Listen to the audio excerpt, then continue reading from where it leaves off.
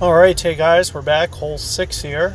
Not sure how I'm going to go at it. I do remember it being very similar to Expert, but with the extra tee box, this is going to be a little bit tougher. Might be able to go dead ball to the right. I do like going to the right. One of the best advantages, I don't know if I've talked about it with you guys, but is when you go right, dropping way down towards the front of the fairway, coming down that bottom of that hill, is essentially impossible. Same with leaving it way up high. So going to the right, in my opinion, really has its advantages. With this wind, it's a little bit more questionable. It's going to probably require a little bit of power. More than anything, I'm probably going to try to do it like this. Try to play the fairway a little bit, kind of like this. Maybe just a little bit less than that. And, let's just try it, see what it looks like. I'm going to go one per ring, so whatever this is, it looks like a little bit of power. So I might just gently ease up on my Apocalypse. And let's just see what this looks like. You can see that it really doesn't need much curl to get back. Let's see. Not quite enough. Wow. So, my curl method there was just a little bit wrong. You might just be able to do it with no side spin at all and just go straight at it. So it looks like I just barely had too much. The depth, everything I did there looks pretty good. I like where it was just about to roll off. It looks like I just held it up there just a little bit too much.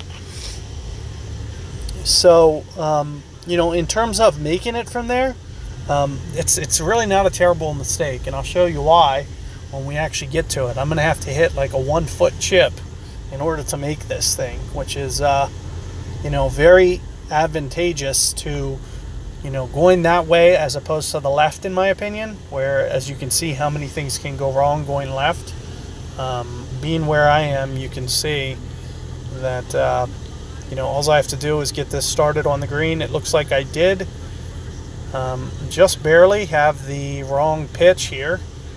Wow, I'm having trouble getting the ball over left enough.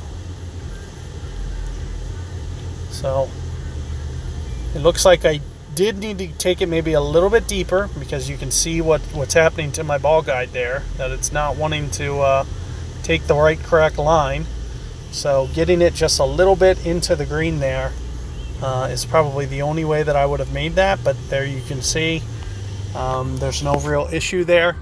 You just have to, basically get it to groove right onto the fringe at just the right spot. And you could see that I was about a foot off of, like the looks of like a yard or so of, how much.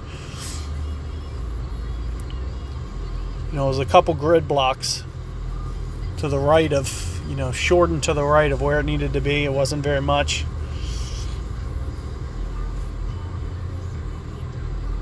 That was well done there.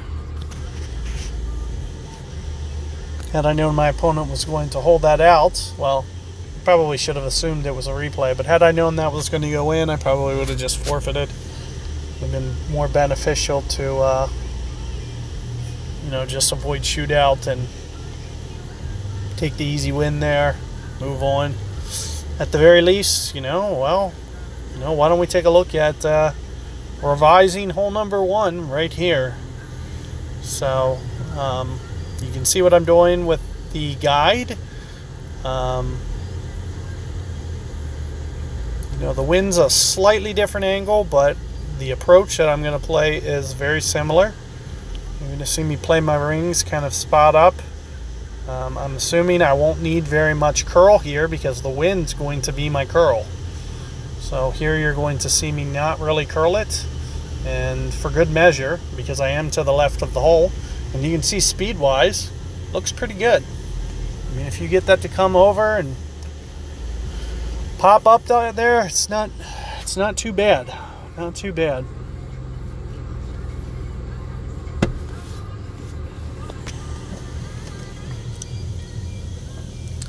So, hopefully, you guys can get that 6th hole and maybe just, make a slight revision on what I just did there. The only real correction I'm going to try to make, I'm going to just try to go at it with no top spin, no side spin, and just see how that works. It's probably relatively perfect for this Masters win. It's going to make that hole very, very simple. As long as you have an Epoch 5, 6, or 7. If you don't, if you're playing with Epoch 4, the one thing that I would suggest for this hole is to maybe use a dead ball, royal ball, in order to not need to go into so much power.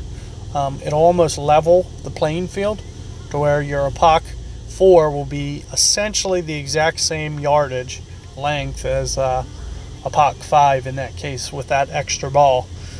Comparing a Kingmaker to a dead ball, that's going to basically even it up. It'll make your Epoch 4 play like a 7, play like a 6, play like a 5. So something to keep in mind there. Look forward to my revisions for tomorrow, and good luck there, guys, and see you guys for hole 6.